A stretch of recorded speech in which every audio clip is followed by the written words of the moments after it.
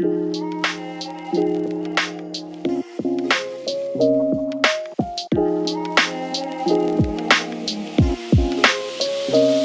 you want to add an external link to your lesson on amazee.uk, open a tool menu and select Link. Paste the link in the box and it will create a clickable preview with a picture and a short description. Not all websites allow embedding, and in this case you will get an error message. You can use the second way in such case. Write a text and highlight the part where you want to embed the link.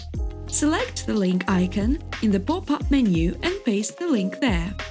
This link will be clickable in the student mode. YouTube links are added differently. Open YouTube and find the video you want to use in class.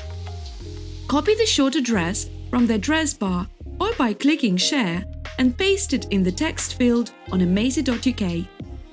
The video will embed automatically.